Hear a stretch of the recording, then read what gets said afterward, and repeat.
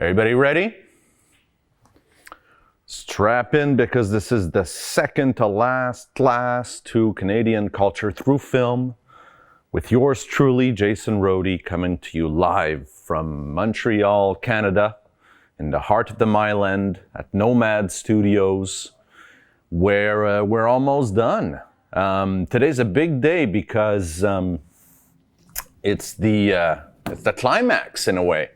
Then next week we're going to have the epilogue. But this week we're presenting, or you're presenting, your final projects. I'm quite excited about it. The little I've seen already is quite good and fun. The way I figure is that we can take 2 hours now, and at noon I want to take the last 45 minutes to look at a filmmaker called Egoyan. Who is one of our most renowned filmmakers. And we're going to look at specifically the film The Sweet Hereafter, which is, God, it's as Canadian a looking movie as you can have. And then next week for our final class, I don't know, I'm at a bit of a loss. There's so much more I want to share with you. I want to show you Last Night by Don McKellar. Which I watched last night, actually, just to make sure it was that important to show you, but it is. It really is so wonderful, and it brings together a lot of the other actors and filmmakers even that we've seen in other films, so we got to squeeze that in. It's a short movie. It's an hour and a half only. So, and I was watching it thinking, what can I cut out of this? And I couldn't figure out what to cut out. Every scene seemed important. And, but I also want to talk to you about Jean-Marc Vallée, who did Crazy, but he also did the Dallas Buyers Club. And he's doing a lot of great TV like Big Little Lies. This is another guy right here from the Mile End. So Denis Villeneuve, we've already spoken about a bit with 32 Roues sur Terre, so at least we've got that. And there's also Denis Arcand that I want to talk to you about. So there's all this I want to crunch into our last 2 classes together.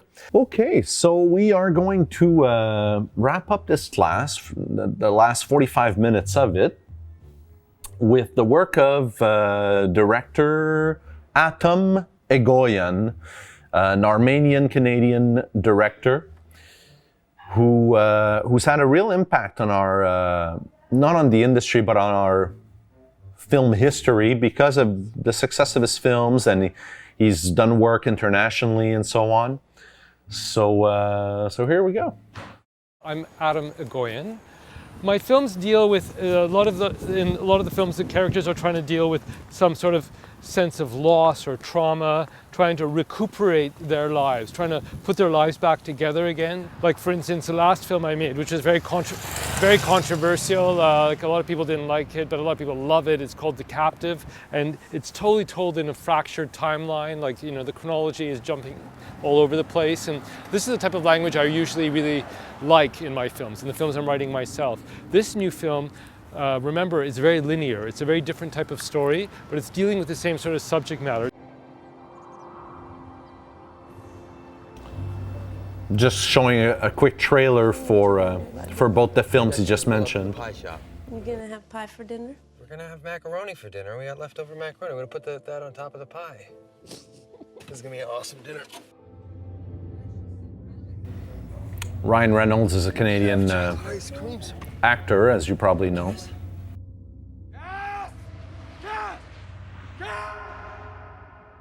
You claim you didn't see anything suspicious when you looked back to the truck. They've taken my daughter. I need to know right now, what are you doing to help?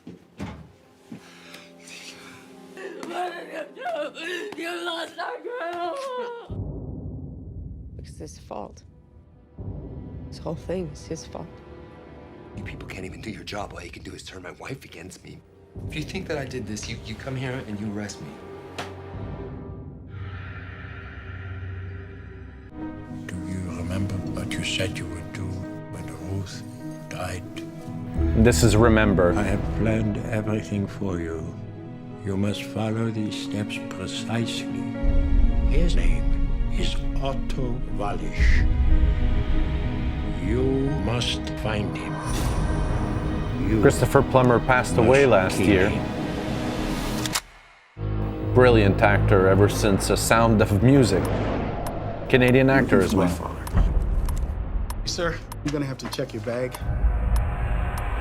I've already called the police. Passport? We are the last living survivors. Stand by the window. Who are you? Please, don't yell. What's a Nazi? Nazi, a bad person. Did your father ever talk to you about Germany? Are you kidding me? No, he's a collector, right? What's that? I'm sorry, What's going on here? I will go. Sit down! You gotta answer some questions right now!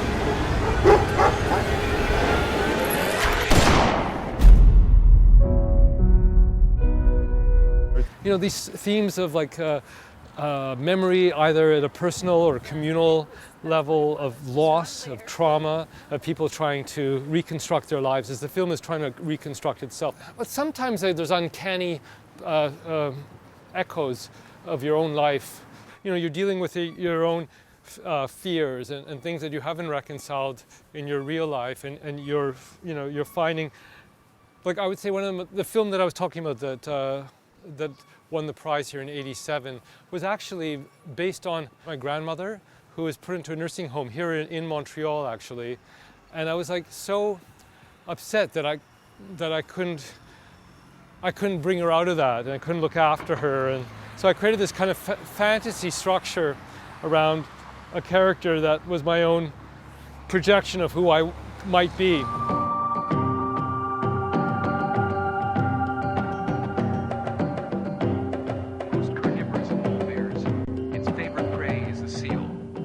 Stalks with cunning and stealth. Where no snowbanks provide cover, the bear will crawl on its belly until near enough to pounce. It can crush a seal's skull with one blow of its great paw. When seal hunting is poor, it will attack baby walruses, foxes, seabirds, and even man. Such flaws in the harsh Arctic boundaries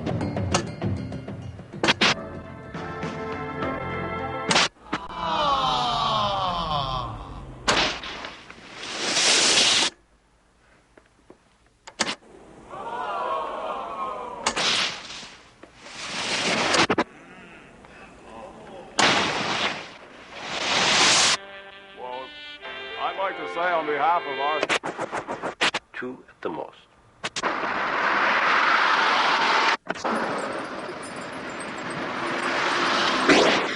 Anything you like?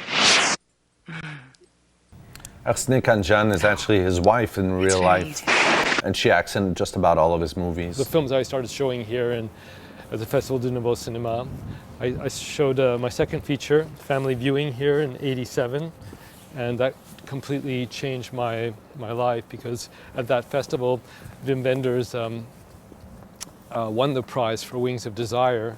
I had honorable mention, and he gave me his prize, and that was like amazing. That just kind of completely, I was overwhelmed. It's kind of great because this year he's here again. He's going to introduce my film tonight, I heard, so that's going to be really cool. Yeah. Oh wow, it's yeah. kind of full circle in very, that sense. Very, very full circle. But that was weird when I won the prize, because he gave me his check. And it was like, to me, like amazing. I went back to Toronto with this $5,000 check. It was just a huge amount of money for me. And then I went to the bank and I gave them the check, and my hands were like trembling. And then they said, are you Wim Wenders? Because the check still said Wim Wenders.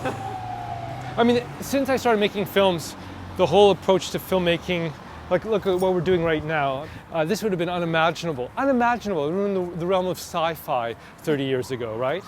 And at that point, you were always waiting. You'd make something, you'd have to wait for someone to distribute it. The access to an international audience, like right now, anyone in the world could be watching this.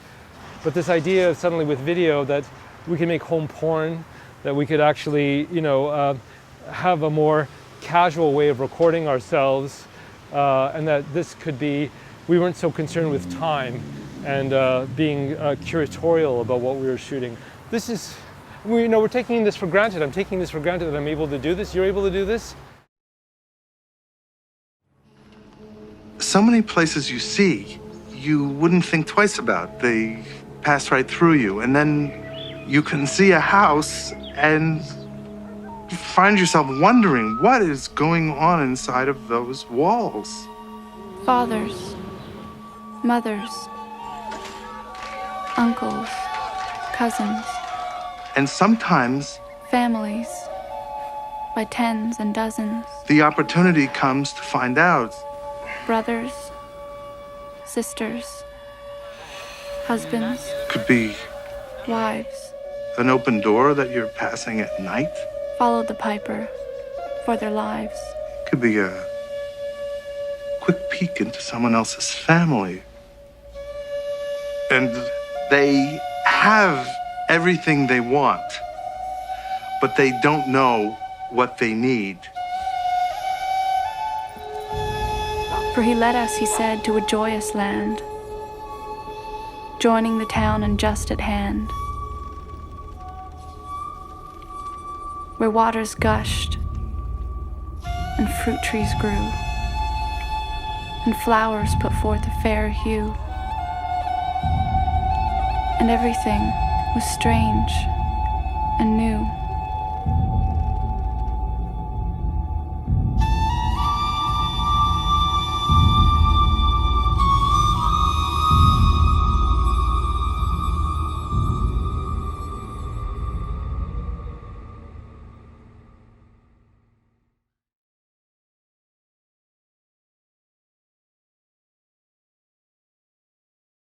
The battle. Shut up!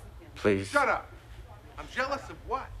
What am I jealous of? He's smarter than you. Yeah. Smarter than me? Oh yeah, like the Ottos are smart too. Did you hear what that man said? He said good, Wendell. That's what if you ring me in 10 minutes. He said good! You're a big baby. Shut up!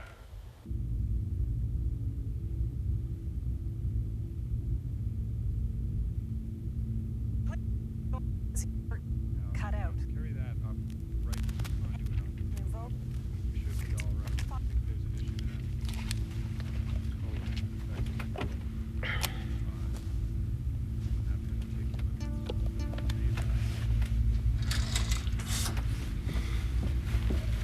Yes, sir. Oh, hi. I can't get any sound out of it. Oh, here, I'll get you another pair. Thank you. Here, you can have mine. Allison O'Donnell. I was a friend of Zoe's. We used to go to school together. I used to come to your house. Yeah. Allie, my nickname was Allie. Allie? Right. How are you? Well, I'm just fine. How about you? I'm fine. I'm still working with my father. Right. What does he do again? He used to work with you. You guys used to be partners. Allison. Mm-hmm. How's Mrs. Stevens? Well, she's just fine. We're not together anymore. Yeah, I'd heard that, but she's well. Yeah. And Zoe? How's Zoe? Oh, you've beaten me to it. Here you go. Thanks.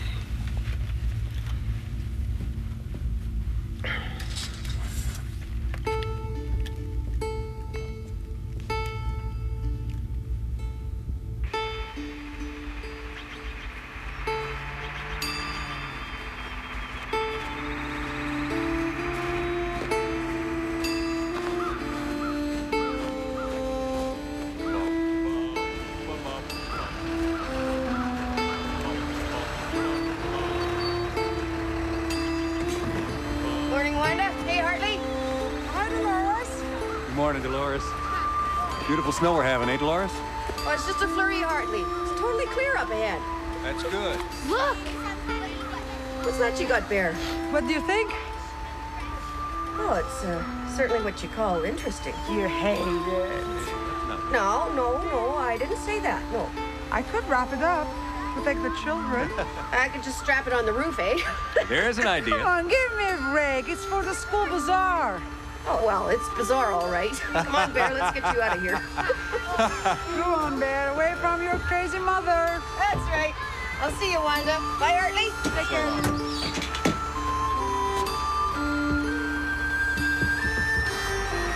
Bye-bye.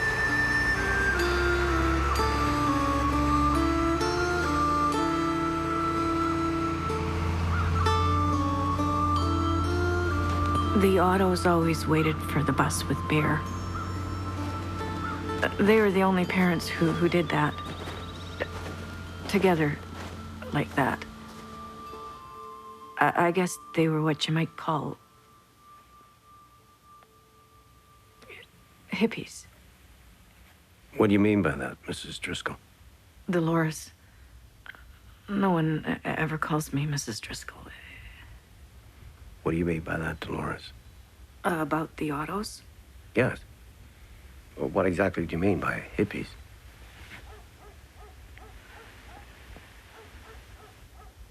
I mean, the way they look.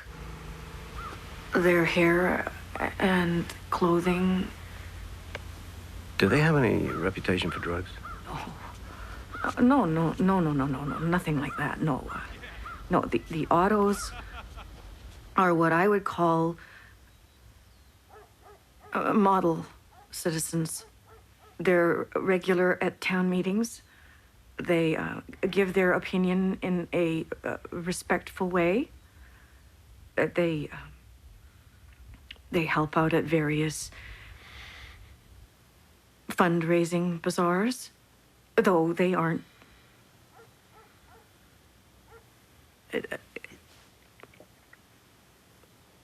churchgoers. And they love Bear. Oh, yes. It's like he's their little treasure. He's such a beautiful boy. Well, there's a picture of him on the wall over there, just beside Abbott.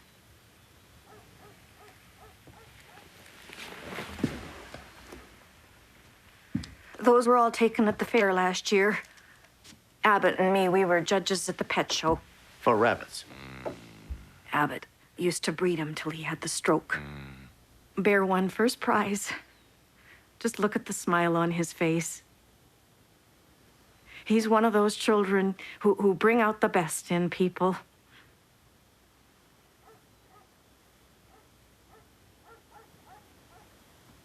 He would have made a wonderful man.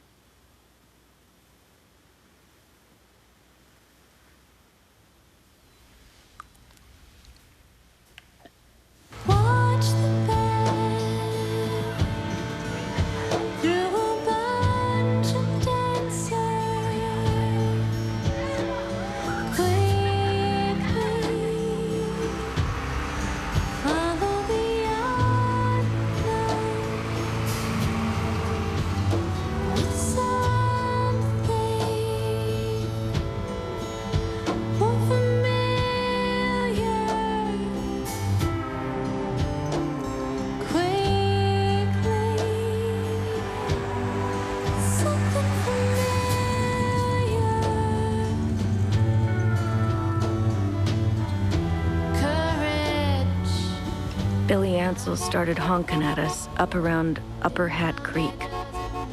He always started to do that when he caught up to the bus. He'd wave at his kids, Jessica and Mason. They always sat in the back. Billy loved to see his kids in the bus. Normally, he'd follow us the whole distance, past the bridge, towards the school. Are you saying that Billy was driving behind the bus at the time of the accident? Yeah.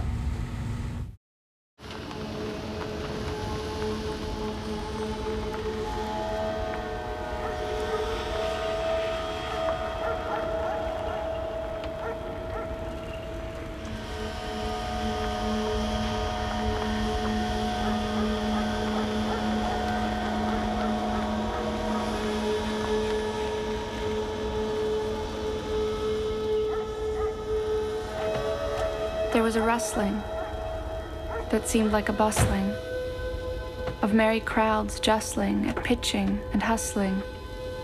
Small feet were pattering, wooden shoes clattering, little hands clapping and little tongues chattering, and like fowls in a farmyard when barley is scattering, out came the children running, all the little boys and girls, with rosy cheeks and flaxen curls, and sparkling eyes and teeth like pearls, tripping and skipping, ran merrily after the wonderful music with shouting and laughter.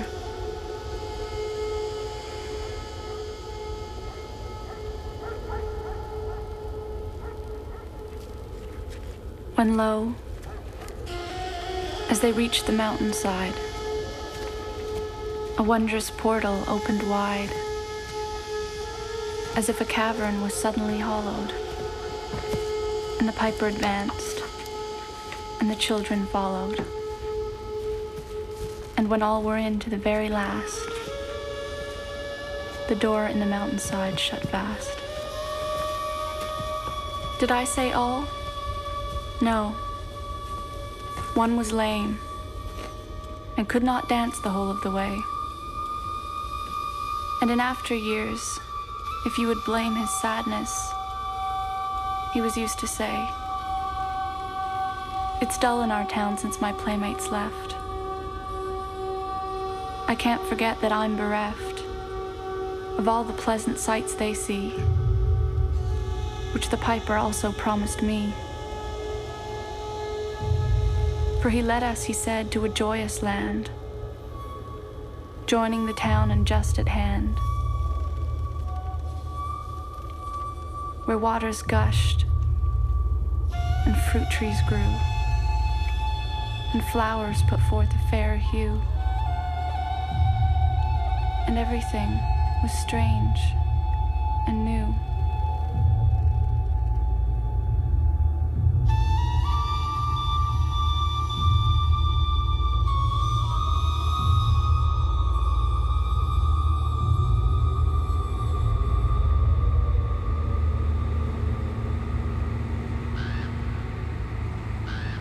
By the time I reached the bottom of Bartlett Hill Road, I had half my load. Let's see, 22 kids aboard. They'd walk to their places on the main road from the smaller lanes and private roadways that run off it. Bright little clusters of 3 and 4 children.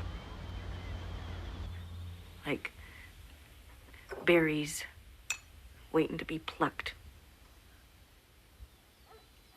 That's the way I thought of them sometimes. Like berries? Yep. Like I was putting them into my big basket, clearing the hillside of its children. Anyway, my next stop was across from the Bide-A-While, which is owned and operated by Risa and Wendell Walker. Well, Risa had walked her son Sean across the road, which was customary. Sean, he has some kind of learning disability. Well, he's behind the rest of the kids his age in school, and he's too nervous to play sports. Strange little guy. But, you know, you couldn't help but like him, eh?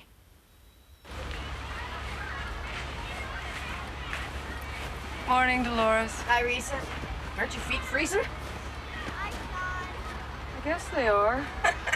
I want to stay with you. Go on, honey. Go on. Come on, Sean. Sit next to me. Hey, Sean. Is he okay? I don't know. Temperature? No, he's not sick or anything. Just one of those mornings, I guess. You know. Well, I never had those mornings myself. Not so long as I had my school bus to drive. Not so long as I had my kids.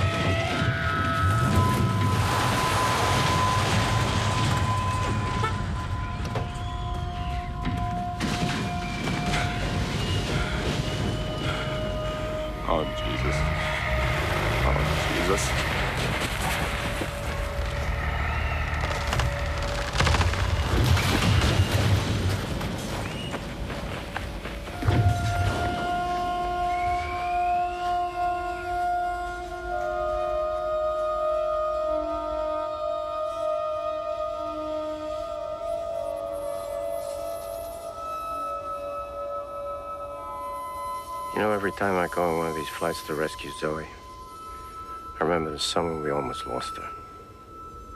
She was 3 years old. It happened one morning at this cottage we used to rent. We were all together sleeping in bed. It was a wonderful time in our lives. We still felt we had a future together, the three of us.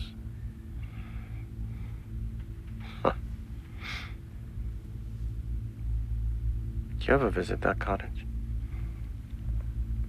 I remember I was awakened by the sound of Zoe's breathing. It was labored. I looked across and noticed that she was sweating and all swollen. I grabbed her and rushed in the kitchen and splashed some water on her face. What happened? I didn't know. I was in a complete panic. I guess she'd been bitten by some insect, but there was no doctor. The nearest hospital was 40 miles away, and she was continuing to swell up. Clara took her in her arms and tried to breastfeed her while I dialed the hospital. I finally got a doctor. He surmised that there was a nest of baby black widow spiders in the mattress. He said they had to be babies, or else with Zoe's body weight, she'd be dead. He said I had to rush her to the hospital. He said, Mr. Stevens, there's a good chance you can get her here before her throat closes, but it's very important that you keep her calm. Then he asked if there was one of us that she was more relaxed with than the other, and I said, yes, me, which was true enough, because at that particular moment, Clara's eyes were all wild with fear, and the fear was contagious. I was a better actor, that's all. And Zoe loved us equally then.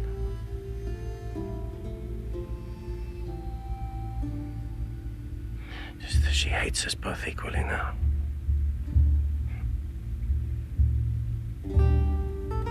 Anyway, the doctor said that I had to hold her on my lap and let Clara drive to the hospital.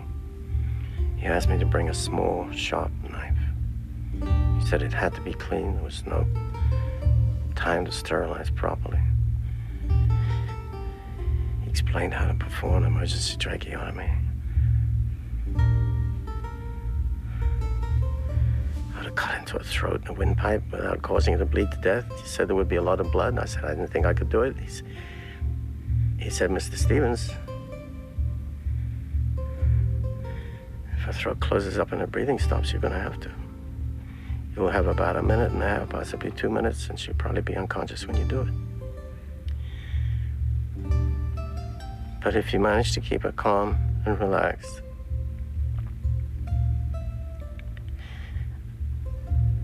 not let her little heart beat too fast, and spread the poison around, you might just make it here first. Now, you get going, he said. He hung up.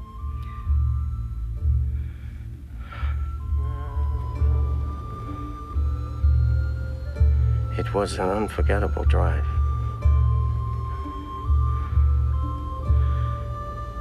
I was divided into 2 parts. One part was Daddy singing a lullaby to his little girl, and the other part was a surgeon with a knife ready to cut into her throat.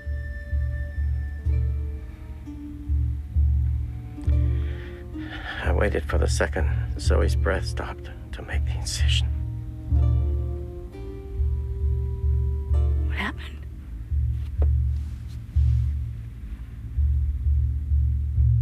What happened? Oh, nothing. We got to the hospital in time. I did not have to go as far as I was prepared to go.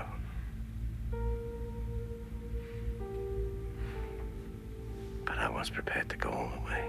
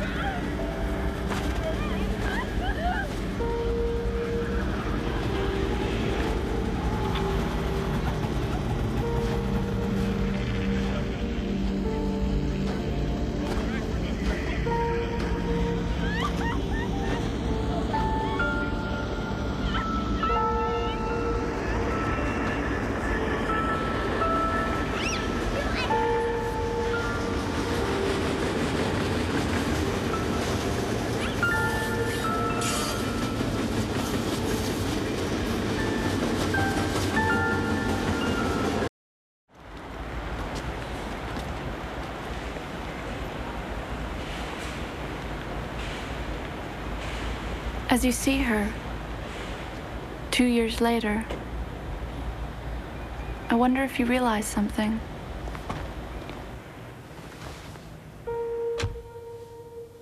I wonder if you understand that all of us, Dolores, me, the children who survived, the children who didn't, that we're all citizens of a different town now.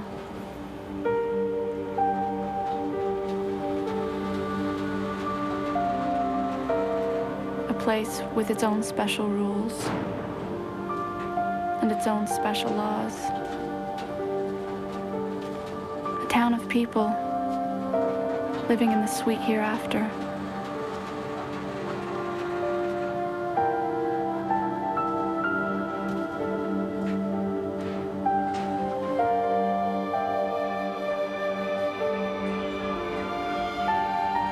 Where waters gushed and fruit trees grew and flowers put forth a fair hue, and everything was strange and new.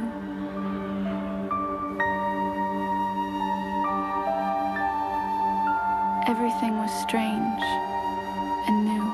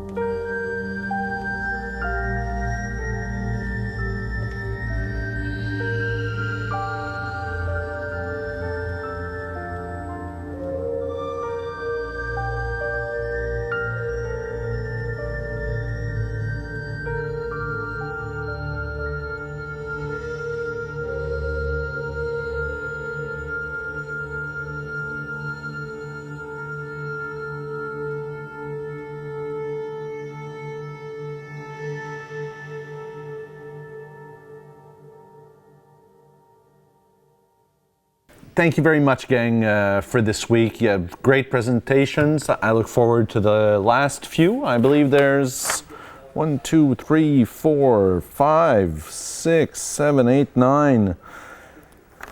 Just about 10 presentations left. So I hope you enjoyed the Sweet Hereafter. And I'll see you next week, gang. Thanks a lot.